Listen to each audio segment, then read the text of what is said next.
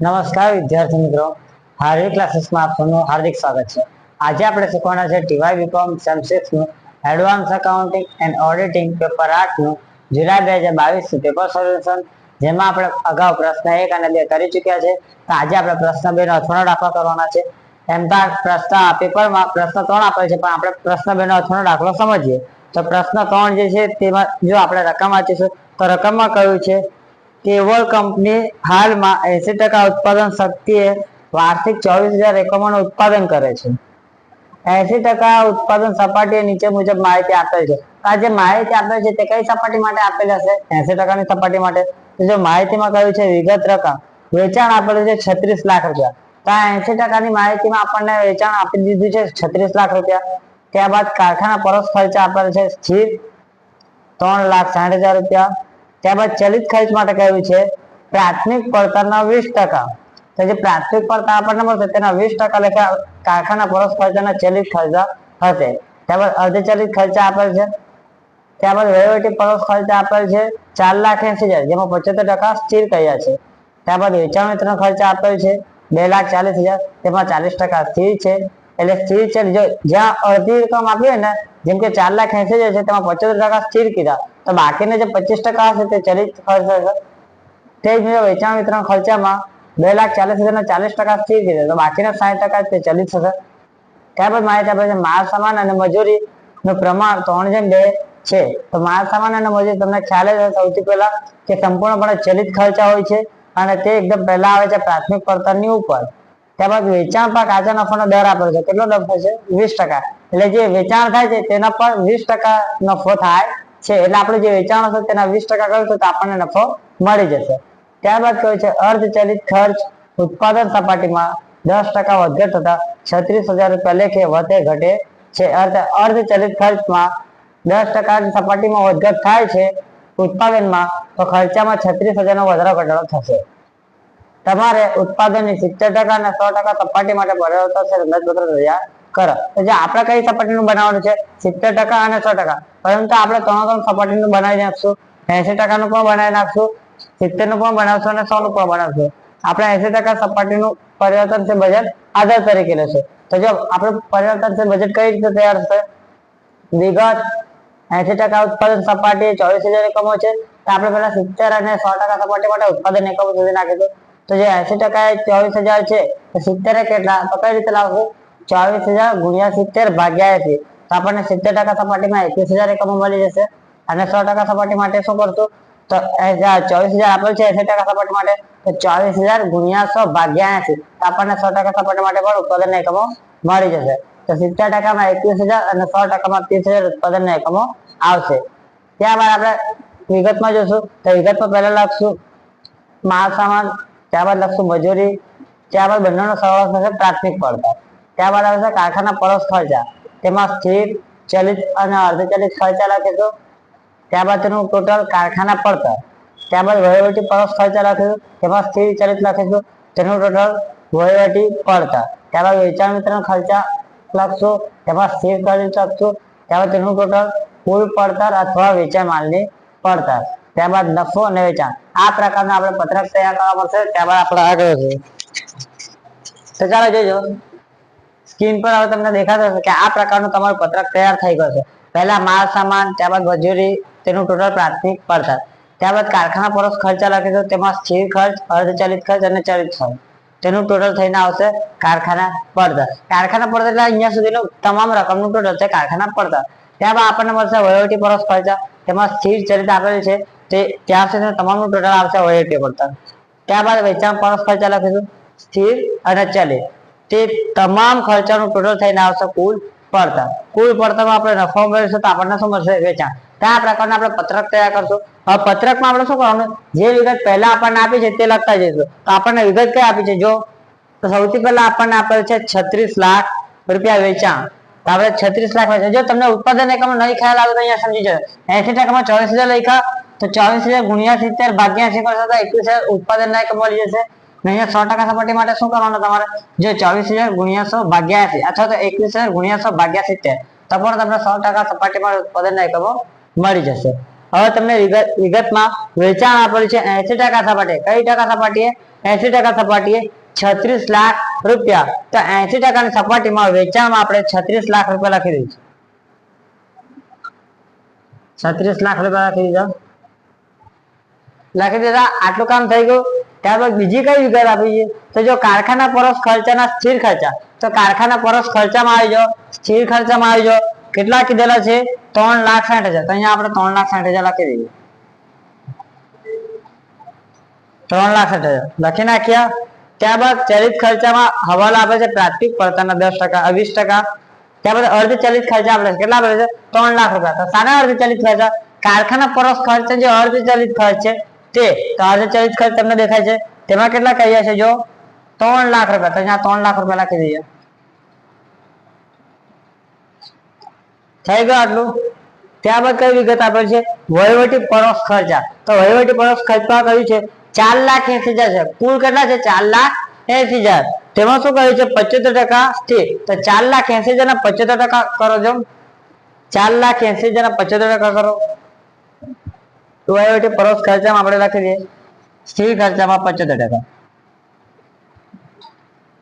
તો અહીંયા ચલિતમાં કેટલા આવશે? 25%. કરો જો 4,80,000 ના 75% કેટલા થાય છે? ફટાફટ કહો. 3,60,000. તો 3,60,000 આપણા શું આવ્યા? સ્થિર ખર્ચા. જો આમાં 4,80,000 કુલ રકમ આપેલ છે વહીવટી પરોક્ષ ખર્ચા, તેમાં કહ્યું છે 75% સ્થિર છે. તો 4,80,000 ના 75% કરીશું તો આપણને સ્થિર ખર્ચા મળી જાય 3,60,000. અને બાકીના 25% જે હશે તે શું આવે? ચલિત ખર્ચો. કેટલા આવશે? 4,80,000 માઇનસ 3,60,000 કરો. કેટલા આવશે? 1,20,000. બોલો 1,20,000 આવે ને? તમે જવાબ કેમ નથી આપતા? ચલો ત્યારબાદ વેચાણ વિતરણ ખર્ચા આપેલ છે કુલ 2,40,000 આપેલ છે. તેને 40% સ્થિર છે. અને જો વેચાણ પરોક્ષ ખર્ચમાં આપણે કુલ આપેલ છે 2,40,000 ના 40% કરો. તો 2,40,000 કુલ છે તેમાંથી 40% સ્થિર છે. સ્થિરમાં લખી દે 40%. જો સ્થિર 40% હોય તો ચલિત કેટલા હશે? 60%. 2,40,000 ના 40% કરો. કેટલા આવશે? ફટાફટ કહો. કેટલા આવે? જલ્દી, બહુ ટાઈમ વેસ્ટ કરો તમે. કેટલા આવશે? તો 96,000 તમારા અહીંયા સ્થિર ખર્ચા આવી ગયા. તો ચલિત કેટલા આવશે? 2,40,000 માંથી 96,000 બાદ કરતો ચલિત કેટલા આવશે? બોલો જો 1,44,000 તમારા ચલિત ખર્ચ આવશે. તમને આટલી વિગત દાખલામાં આપેલ હતી. બીજી કોઈ વિગત આપી છે તમને? તો ના, બીજી કોઈ વિગત બેઠી આપી નથી. તો જો આટલી વિગત આપી છે ત્યારબાદ તમને શું કહ્યું છે કે વેચાણ પર કાચા નફાનો દર અને માલ સામાન અને મજૂરીનું પ્રમાણ આપેલું છે. તો જો વેચાણ પર કાચા નફાનો દર આપેલો છે, કેટલા આપેલો છે? 20%. તેનો અર્થ શું થાય કે જે વેચાણ છે તેના 20% આપણા પાસે નફો હશે. તો વેચાણ આપણને આપેલું છે તેના 20% કરતા તમને નફો મળી જશે. અહીંયા લખી દે નફા પર 20%. તો 36 લાખ ના 20% કરો. કેટલા આવશે? 7,20,000 તમને નફો મળી ગયો હશે. 7,20,000. 36 લાખ ના 20%. તો 7,20,000. તો 7,20,000 તમને નફો મળી ગયો હશે. તો તમને ખ્યાલ હશે તમે પડતરમાં નફો પ્લસ કરો તો વેચાણ આવે. પરંતુ તમારી પાસે વેચાણ છે અને નફો છે તો પડતર લાવવાનું તો શું કરવાનું? માઇનસ. તમને નહીં સમજ પડે તો ટૂંકમાં સમજી દો. ઉપરથી નીચે આવે તો તમે પ્લસ કરતા છે, પરંતુ નીચેથી તમે ઉપર જશો તો બધી વિગત શું કરવાની? માઇનસ. તો 36 લાખ માંથી 7,20,000 બાદ કરો. કેટલા આવશે? કેટલા? ફટાફટ કહો.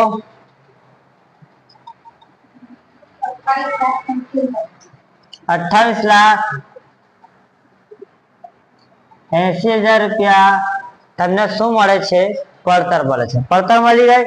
ત્યારબાદ અહીં પડતર મળેલ છે અને વેચાણ પરોક્ષ ખર્ચા આપેલા છે. તો પડતર માંથી આપણે રિવર્સ પર જવાના છે, ઊંધો. તો ઉપર આપણા વેચાણ વહીવટી પડતર છે અને વેચાણ પરોક્ષ ખર્ચા છે, વેચાણ પરોક્ષ ખર્ચા. તો આપણે શું કરશે? એમાં પ્લસ કરશું તો આપણને કુલ પડતર મળશે. પણ આપણા કુલ પડતર છે ને વેચાણના ખર્ચા છે તો આપણે રિવર્સ જવાના છે તો માઇનસ કરીશું. તો 28,80,000 માંથી 1,44,000 અને 96,000 બાદ કરો. કેટલા આવશે? ફટાફટ કહો. કેટલા આવશે? 28,80,000 માંથી 2,40,000 બાદ કરો. બહુ સ્લો કરો, ફટાફટ કરો ને. 26,40,000 તમારો શું આવ્યો છે બોલો જો? 26 લાખ તમારી વહીવટી પડતર આવશે. 26,40,000.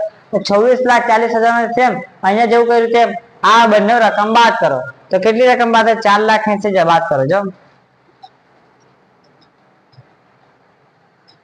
કેટલા આવશે?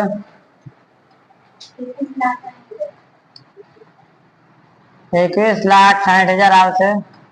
તો 21,60,000 તમારા પાસે શું આવશે? કારખાના પડતર. હવે થોભી જજો. હવે તમને હવાલો આપેલ છે જો. આટલી વિગત થઈ ગયા બાદ તમને હવાલો કહી દો છે કે માલ સામાન અને મજૂરી કયા પ્રમાણમાં છે? 3:2 ના પ્રમાણમાં. તો આપણે ધારી લઈએ માલ સામાન અને મજૂરી આપેલ નથી તો આપણે પ્રમાણ લખી દઈએ. માલ સામાનમાં અહીંયા 3 લખી દઈએ, મજૂરીમાં 2 લખી દઈએ. તમને ખ્યાલ જ હશે કે માલ સામાન અને મજૂરી પ્રત્યક્ષ ખર્ચા તો આપેલ નથી તો માલ સામાન અને મજૂરી એ બંનેનો સરવાળો થઈને આપણને શું મળશે? પ્રાથમિક પડતર મળશે. તો પ્રાથમિક પડતર આપણે કેટલા લખી દઈશું? 3 ને 2 કેટલા થશે? 5. તો 5 પ્રાથમિક પડતર લખી દીધી. ત્યારબાદ શું કહ્યું છે જો હવાલામાં? તો જો ચલિત ખર્ચા માટે શું કીધું? પ્રાથમિક પડતરના 20%. કયા ચલિત ખર્ચા માટે? તો પ્રાથમિક પડતર આપણને કેટલા પ્રાપ્ત થયા? 5. તો 5 ના 20% કરો કેટલા થશે? તો 1 આવશે.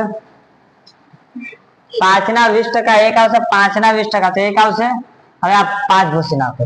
તો હવે જો તમને કુલ કેટલી રકમ ખૂટતી છે શોધવા માટે તો આ 1, આ 2 ને આ 3 રકમ જ ખૂટે છે. બાકી બધી રકમ મળી ગઈ છે. તો અહીંયા કેટલા આવ્યા છે તમારા બચેલ રકમ? 21,60,000 આવ્યા. તેમાંથી પણ આ બંને રકમ બાદ કરી દો તો કેટલા આવશે? -3 લાખ ને -3,60,000 કરો જેમ કેટલા આવશે?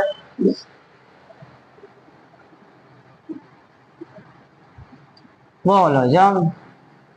બાકી રકમ કેટલી આવશે બોલો? 21,60,000 માંથી 6,60,000 બાદ કરો. બોલો ફટાફટ. કેટલા? 18 લાખ. 2 રકમ બાદ કરવાની છે. 3,60,000 બી 3 લાખ બી.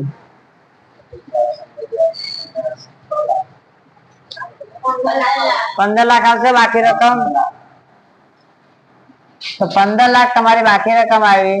જો બાકી રકમ કેટલી છે તમારા પાસે? 15 લાખ. તો તમારે કેટલી વિગત શોધવાની છે? 3. એ માલ સામાન મજૂરી અને ચલિત ખર્ચા. સમજ પડી ગઈ? તો આ 15 લાખ ને 3 ભાગમાં વહેંચી દો. કયા 3 ભાગ? માલ સામાન, મજૂરી અને કારખાનાના ચલિત ખર્ચા. કારખાનાના ચલિત ખર્ચા થઈ ગયા. 3 ભાગમાં વહેંચી નાખો. તો કયા પ્રમાણ વહેંચ્યું? અહીંયા પ્રમાણ આપેલું છે 3:2 જેમ. અહીંયા કયું પ્રમાણ આવ્યા? 1. તો 3:2:1 ના પ્રમાણમાં વહેંચી દો. 3:2:1. તો તમારે શું કરવાનું છે? 15 લાખ ગુણ્યા 3 ભાગ્યા 6 કરો છો. 15 લાખ ગુણ્યા 3 ભાગ્યા 6. અહીંયા કરો 15 લાખ ગુણ્યા 2 ભાગ્યા 6. અહીંયા કરો 15 લાખ ગુણ્યા 1 ભાગ્યા 6. તો તમને અહીં માલ સામાન મજૂરી અને કારખાનાના ચલિત ખર્ચામાં કઈ રકમ મળશે તે તમને ખ્યાલ આવી જશે. તો અહીંયા કેટલા આવશે બોલો જો? 7,50,000. અહીંયા કેટલા આવશે? 7,50,000 આવશે. અહીંયા આપણે લખી દઈએ 7,50,000. માલ સામાનમાં 7,50,000. અહીંયા કેટલા આવશે? અહીંયા આવશે 5 લાખ. તો અહીંયા આપણે લખી દઈએ 5 લાખ. મજૂરીમાં 5 લાખ. ચલો તો ચલિત ખર્ચમાં કેટલા આવશે? 5 ના અડધા એટલે 2.5 લાખ. ચલિત ખર્ચમાં કેટલા આવશે? 2.5 લાખ આવશે. તો ચલિત ખર્ચમાં આપણે લખી દઈએ 2.5 લાખ. આ પ્રકારે તમને માલ સામાન મજૂરી અને ચલિત ખર્ચા પ્રાપ્ત થઈ જશે. તે આપણે ક્રમશઃ લખી દીધા છે. ત્યારબાદ પ્રાથમિક પડતર કેટલે થશે બોલો જો? 12,50,000 મળી જશે. 12,50,000 પ્રાથમિક પડતર મળી જશે. તો આ પ્રકારે તમારી 80% ની સપાટી બધી વિગતો પ્રાપ્ત થાય છે. હવે જો કે હવાલો તમારા કઈ સપાટીમાં છે ને કયા ખર્ચા માટે આપેલ છે. તો જો માલ સામાન મજૂરીનો હવાલો હતો તે તમે પૂર્ણ કરી નાખ્યો છે 3:2 ના પ્રમાણમાં. પૂરો થઈ ગયો માલ સામાન મજૂરીનો હવાલો. ત્યારબાદ બીજો કયો હવાલો? તો કાચા નફાનો દર. તો કાચા નફાનો દરનો હવાલો આપણે કરેલો છે. હજુ આગળ કરવાનો પણ છે. ત્યારબાદ શું આપેલું છે? અર્ધ ચલિત ખર્ચાનો હવાલો છે. શાનો હવાલો છે? અર્ધ ચલિત ખર્ચાનો. એના સિવાય કોઈ હવાલો આપેલ છે દાખલામાં? એના સિવાય એક પણ હવાલો આપેલ નથી. તો અર્ધચલિત ખર્ચનો કયો હવાલો છે? જો કે ઉત્પાદન સપાટીમાં 10% વધારો ઘટાડો થતા. તો ઉત્પાદન સપાટીમાં 10% વધારો ઘટાડો થાય તો ઉત્પાદનની સપાટી કેટલી છે? 80 છે. તો અહીંયા આપણે લખી દઈએ 80% સપાટીમાં.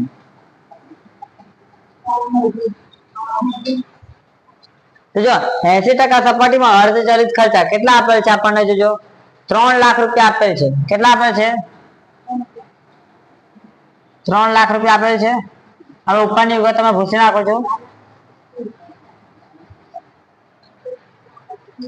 5 લાખ plus 7,50,000 12,50,000 આવશે ને?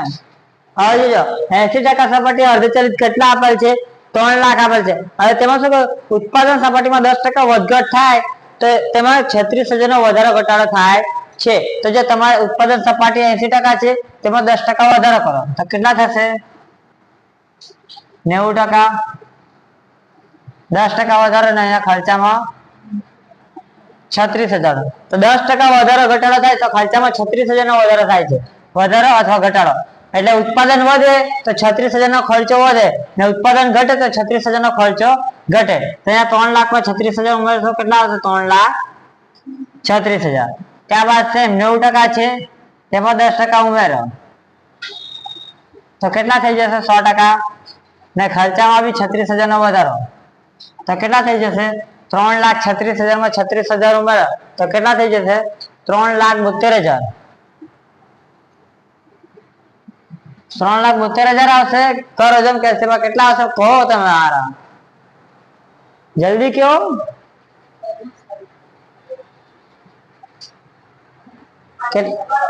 અરે 3,36,000 માં 36,000 ઉમેરો ને.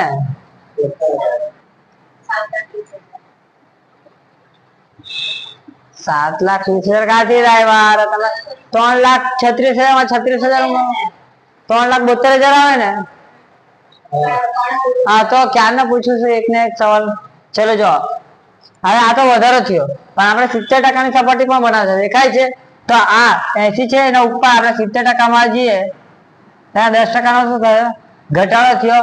10% નો ઘટાડો થાય તો આપણે ખર્ચામાં શું થયો? 10,000 નો ઘટાડો કરવાનો. ઉત્પાદન વધે તો વધારો ને ઘટે તો ઘટાડો. તો અહીંયા 3 લાખ માંથી 36,000 બાદ કરો. 36,000 બાદ કરવાના છે તો કેટલા આવશે? 2,64,000. 2,64,000 આવી ગયા. આટલું સમજ પડી ગઈ તમને? તેમાં શું કહે અર્ધચલિત ખર્ચામાં 10% સપાટીમાં વધારો ઘટાડો થતા ખર્ચામાં 36,000 નો વધારો ઘટાડો થાય છે. તો સપાટીમાં જેમ જેમ 10% વધતો જાય તેમ તેમ ખર્ચામાં 36,000 વધતા જશે. જેમ જેમ સપાટીમાં 10% ઘટાડો થશે તેમ તેમ ખર્ચામાં 36,000 નો ઘટાડો થશે.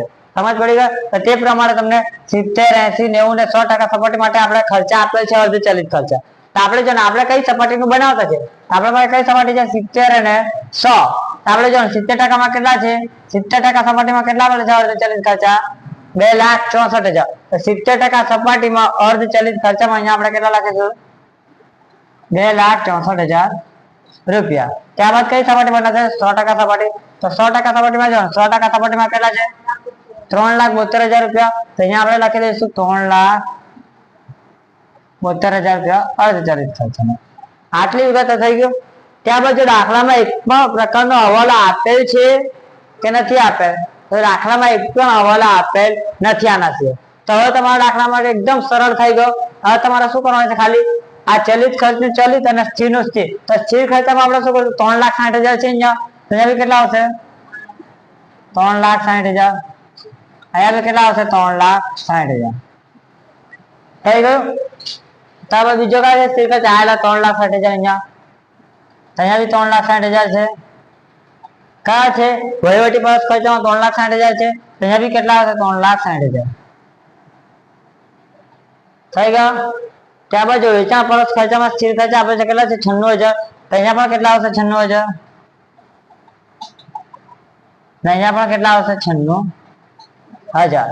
થઈ ગયા. હવે ચલિત ખર્ચ તમને ખ્યાલ છે કે કઈ રીતે કરવાનો? બે રીતે કરી શકો. તો કઈ રીતે? 7,75,000 ભાગ્યા 24,000 જે એકમ દીઠ કિંમત આવે તે ગુણ્યા 21,000 ગુણ્યા 30,000 એવી રીતે પણ કરી શકો. અથવા તો તમારે 7,50,000 ગુણ્યા 70 ભાગ્યા 80 કરો તો પણ તમને મળી જશે. 7,50,000 ગુણ્યા 100 ભાગ્યા 80 કરો તો પણ મળી જશે. આ પ્રમાણે 7,50,000 ગુણ્યા 70 ભાગ્યા 80 પછી 7,50,000 ગુણ્યા 100 ભાગ્યા 80 તો આ રકમ મળી જશે। ફટાફટ કરો ને મને કહો, ત્યાં આગળ વધીએ।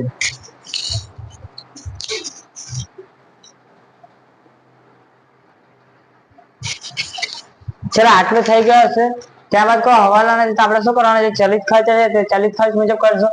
7,50,000 ગુણ્યા 70 ભાગ્યા 80 તો 6,56,250 આવશે। 6,56,250 ગુણ્યા 100 ભાગ્યા 70 તો 9,37,500। તે બીજા અહીંયા કરશો 5,00,000 ગુણ્યા 70 ભાગ્યા 80 તો 4,37,500 ગુણ્યા 100 ભાગ્યા 70 તો 6,25,000 આવશે। તે બીજો અહીંયા ટોટલ કરી દેવાનું 6,56,250 પ્લસ 4,37,500 10,93,750 ટોટલ છે। પ્રાકૃતિક પડતરનું 70% સપાટીમાં ને 100% સપાટીમાં 9,37,500 પ્લસ 6,25,000 15,62,500 ટોટલ આવશે પ્રાથમિક પડતર। ત્યારબાદ કારખાના પરોક્ષ ખર્ચમાં ચલિત ખર્ચ લખવાનો છે તો કઈ રીતે લખશે, અહીંયા 2,75,000 ગુણ્યા 70 ભાગ્યા 80 તો 2,18,750 આવશે। 2,18,750 ગુણ્યા 100 ભાગ્યા 70 3,12,500। ત્યારબાદ અહીંયા ટોટલ કરી દેવાનું, આ બધું ટોટલ કરો 10,93,750 પ્લસ 3,60,000 પ્લસ 2,64,000 પ્લસ 2,18,750 તો ટોટલ આવશે 19,36,500। ત્યારબાદ 15,62,500 પ્લસ 3,60,000 પ્લસ 3,72,000 પ્લસ 3,12,000 તો ટોટલ થશે 26,07,000।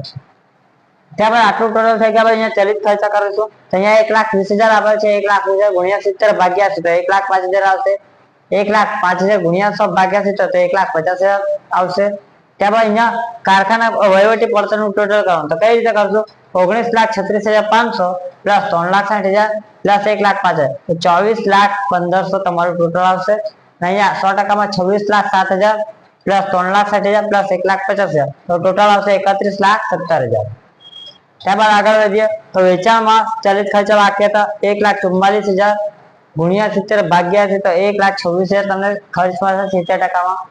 80%માં 1,26,000 100% માટે 1,26,000 ગુણ્યા 100 ભાગ્યા 70 તો 1,80,000 100% સપાટી મળી જશે। ત્યારબાદ આપણને જે કુલ પડતર માટે શું કરવાનું, વહીવટી પડતર પ્લસ ખર્ચા તો 24,15,000 પ્લસ 96,000 પ્લસ 1,26,000 ટોટલ આવશે 26,23,500। ત્યારબાદ અહીંયા ટોટલ 31,70,000 પ્લસ 96,000 પ્લસ 1,80,000 તો ટોટલ આવશે 33,93,000 થઈ ગયું। હવે જે તમને હવાલો આપેલો કાચો નફાનો દર 20% છે તે માહિતી ફક્ત 80%ની સપાટી માટે છે તો તે ખાલી આમ જ કરવાનું છે। હવે આપણે શું કરવાનું છે, વેચાણ સુધી નાખવું। વેચાણ કઈ રીતે શોધ્યું, જે પ્રમાણે તમે ચલિત ખર્ચ કરતા હતા તે જ પ્રમાણે વેચાણ પણ શોધી નાખવાનું તો કઈ રીતે 36 લાખ ગુણ્યા 70 ભાગ્યા 80 તો 31,50,000 તમારું વેચાણ આવી જશે। 31,50,000 ગુણ્યા 100 ભાગ્યા 70 તો તમારું વેચાણ આવી જશે 45 લાખ રૂપિયા। આ પ્રકારે તમને વેચાણ મળી ગયું તો વેચાણમાંથી તમે આ પડતર બાદ કરશો તો નફો મળશે 5,26,500। વેચાણમાંથી પડતર બાદ કરશો 45 લાખ માઇનસ 33,93,000 તો 11,07,000 તમને નફો પ્રાપ્ત થઈ જશે। મને આશા છે કે તમને આ દાખલો પૂરેપૂરો સમજ પડી ગયો હશે। જો આ દાખલો સમજ પડી ગયો તો આ વિડીયોને લાઈક કરવાનું ભૂલતા નહીં અને મારી ચેનલને સબસ્ક્રાઇબ કરવાનું ભૂલતા નહીં। મળીએ હવે નેક્સ્ટ વિડીયોમાં। અસ્તુ।